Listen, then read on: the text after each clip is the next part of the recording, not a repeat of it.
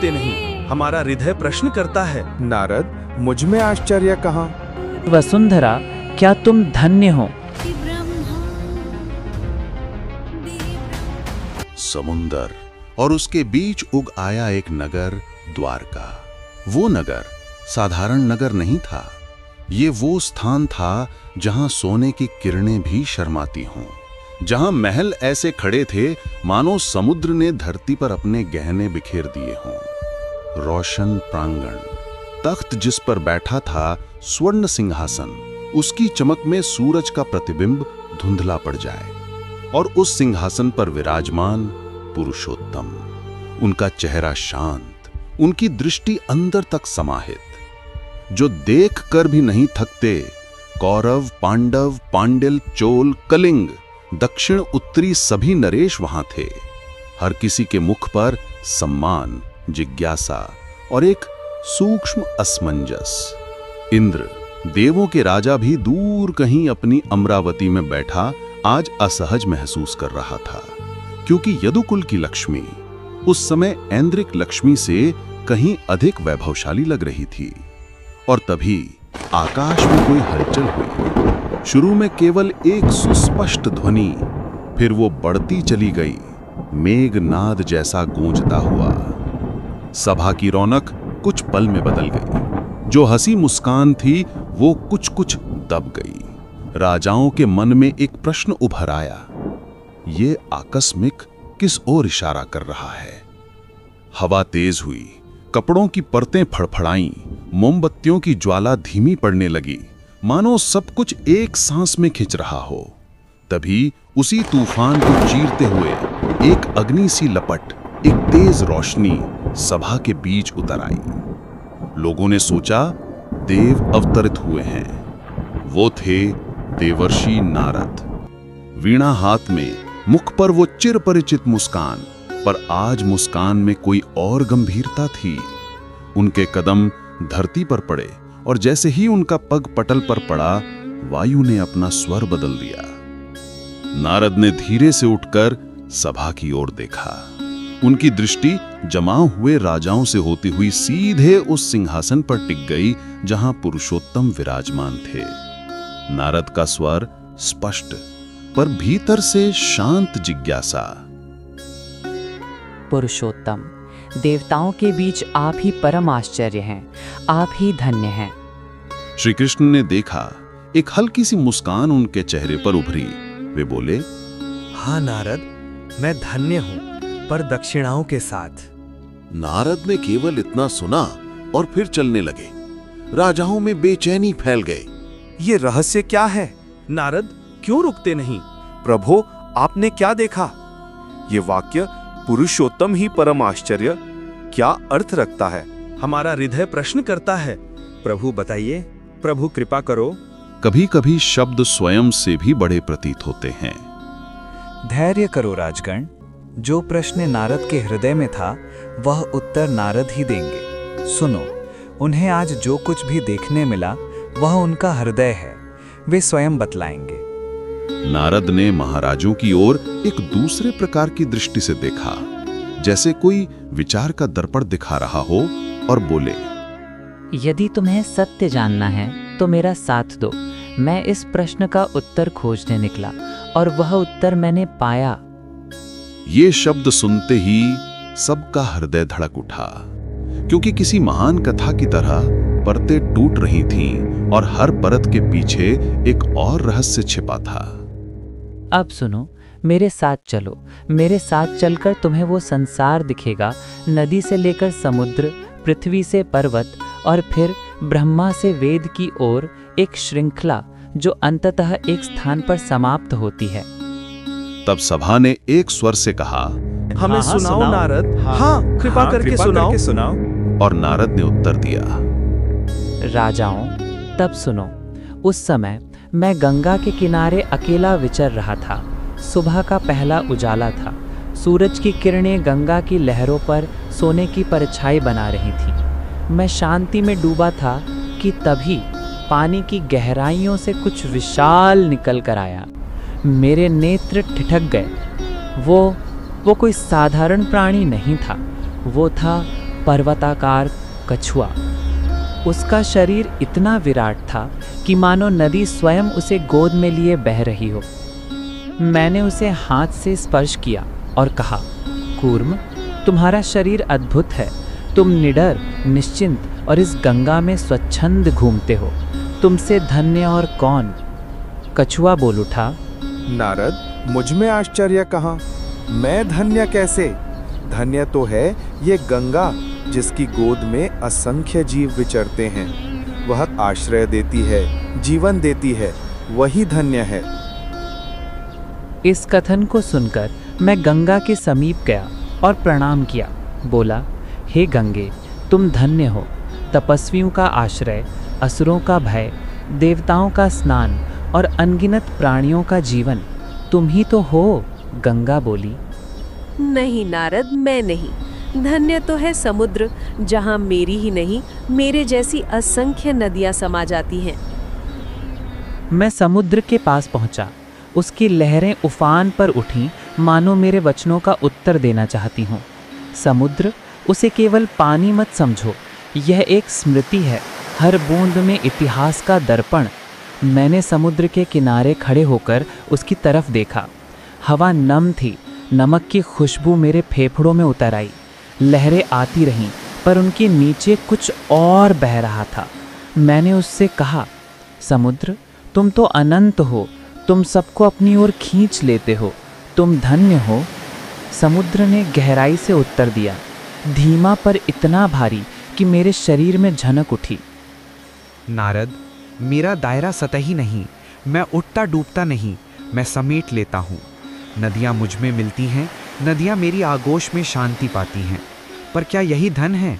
मैंने हजारों किनारों को देखा, पर एक बात ने मुझे चौंका दिया। मैं स्वयं भी धारण करने लायक भूमि चाहता हूँ।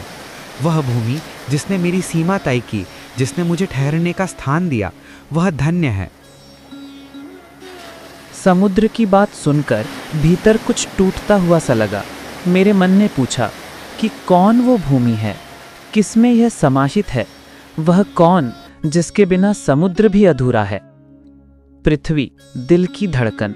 मैंने पृथ्वी से पूछा, धीरे से, मानो किसी बड़े को जगाया जा रहा हो, कि वसुंधरा, क्या तुम धन्य हो? पृथ्वी ने अपनी उंगलियां हिलाईं। उसकी आवाज थी गहरी और धैर्यवती। नारद, मैं अनेक रूपों से भरी हूँ। वन, मरु, सागर तट, नदियाँ और अनगिनत प्राण। मैंने जीवन को महसूस किया, पर मैं भी अकेली नहीं। मेरे भीतर जो स्थिरता देता है वो पर्वत है, वो वे स्तंभ है जो मेरी पीठ को संभाले हुए हैं। धन्य वही हैं जो स्थिरता देते हैं, जो मेरी पीठ पर खड़े हैं। इस वाणी को सुनकर मेरी सांस रुकी। मैंने महसूस किया धड़कन, पृथ्वी की धड़कन, जो हर पेड़, हर जीव, हर नदी की गति पर असर डालती है। लेकिन फिर भी मैंने सोचा, क्या यह अंतिम उत्तर है? क्या पर्वत ही परम धन्य है? पर्वत, शून्य का संगीत। पर्वतों की चोटी पर चढ़कर मैंने उन्हें पुकारा, हे भूधर, तुम कितनी शाश्वतता में खड़े हो, क्या तुम धन्य हो?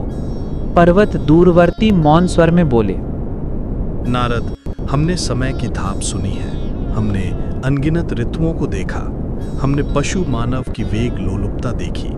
हमारे भीतर जमा है रत्न और धातुएं। हमारी गुफाओं में तपस्वी आते हैं और ध्यान करते हैं, पर हम भी सीमाओं के भीतर बंधे हैं। हमें भी एक स्रोत ने जन्म दिया, एक अभिव्यक्ति जिसने हमें रख दिया, और वो किसका दिया हुआ है?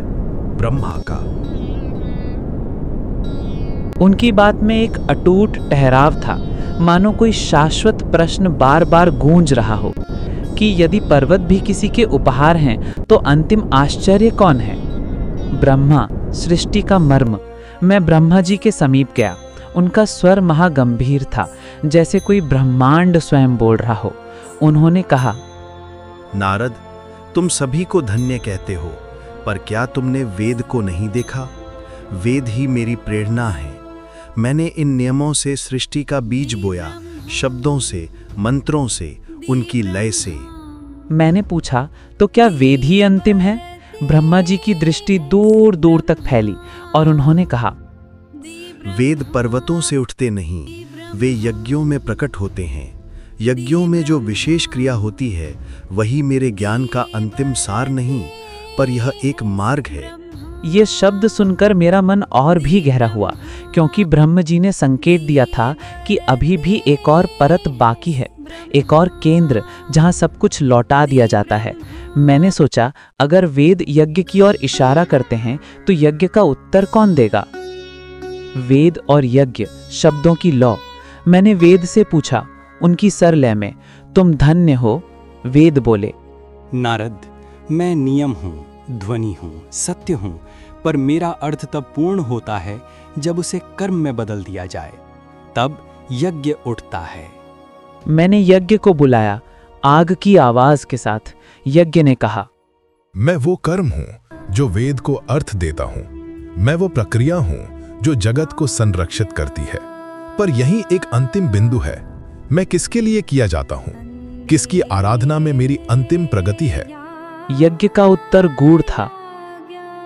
हमारे समापन पर ही उत्तर है। जब वेद और कर्म मिलकर समाहित होते हैं तो एक नाम उभरता है, वो नाम है विष्णु। वही वो गति है जो सभी यज्ञों की अंतिम धारा है। विष्णु परिज्ञान का केंद्र।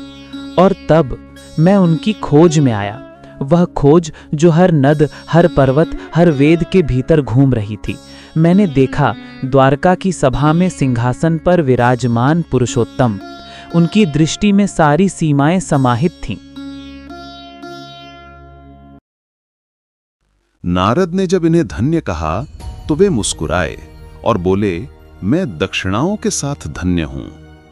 यह एक सरल वाक्य था, पर उसका अर्थ अनंत था, क्योंकि दक्षिणा केवल भौतिक दान नहीं,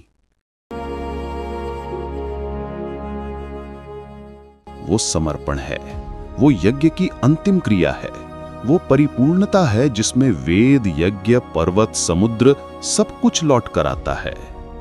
नारद का कुतूहल यही था कि हर चीज ने किसी बड़ी चीज की ओर संकेत किया। नदी ने समुद्र की ओर इशारा किया, समुद्र ने धरती की ओर, धरती ने पर्वत की ओर, पर्वत ने ब्रह्मा की ओर, ब्रह्मा ने वेद की ओर, और वेद ने कह दिया विष्णु। राजाओं के सामने जब ये श्रृंखला खुली तो सभागार में एक क्षण सा मौन रहा, क्योंकि सरल शब्दों में कहा तो ये तथ्य था, सबका अंतिम आश्रय वही है, वही जो सबका कारण भी है। और इसलिए जहां तुम सभी ने मुझे किसी न किसी को धन्य मानते देखा, वह उत्तर यही है। यही मेरा उत्तर है, और यही कारण है कि मैं दक्षिणा के साथ धन्य कहता हूं। अब सोचो, अगर हर चीज किसी बड़ी चीज की ओर इशारा करती है तो क्या वो बड़ी चीज केवल शक्ति है या वह करुणा है? क्या जो समेटता है वही सबसे बड़ा है या जो समर्पण स्वीकार करता है? ये प्रश्न यही रुके नहीं, पर जिस क्षण नारद को उत्तर मिला वो क्षण विलक्षण था, और यही उत्तर द्वारिका के उन राजाओं के सामने खुला। अब सभा वही थी, राजगण वही, लेकिन वातावरण बदला हुआ। हर कोई जानना चाहता था कि इतने प्रश्नों के बाद आखिर उत्तर क्या है। नारद ने धीरे से कहा, मैंने सबसे पूछा।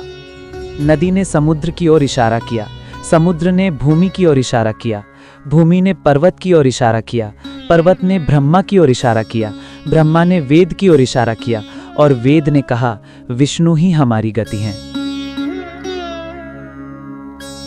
सभा में सन्नाटा छा गया। हर राजा ने महसूस किया, हर प्रश्न एक ही द्वार की ओर ले गया है, और वही द्वार सिंहासन पर बैठे पुरुषोत्तम के रूप में सामने था। हाँ नारद, मैं धन्य हूँ, पर केवल दक्षिणा के साथ, क्योंकि दक्षिणा ही समर्पण है और समर्पण ही यज्ञ का सार। राजाओं ने सिर झुका लिया, किसी की आंखें नम थीं, कोई मौन खड़ा था। हर हृदय ने एक ही सत्य सुना, सबका अंतिम आश्रय वही है। सभा में गहन मौन था। फिर अचानक जैसे किसी ने भीतर से पुकारा हो, जय हो पुरुषोत्तम की जय हो, जय हो, जय हो, जय हो, जय हो। राजाओं की पंक्ति में ये स्वर उठते ही हर दिशा से आवाजें उमड़ पड़ी। जय हो कृष्ण कन्हैया की, जय हो द्वारकाधीश की, जय हो यज्ञ पुरुष की। चारों ओर से स्वर एक होकर गूंजने लगे। जय श्री कृष्ण, जय श्री कृष्ण, जय श्री कृष्ण, जय श्री कृष्ण। द्वारका की सभा, समुद्र की लहरें और आकाश तक हर ओर वही गूंज रही थी, जय श्री कृष्ण। उस क्षण ये स्पष्ट हो गया कि सबका अंतिम आश्रय वही है, वही पुरुषोत्तम श्री कृष्ण। दोस्तों, एक साथ बोलिए, जय श्री कृष्ण।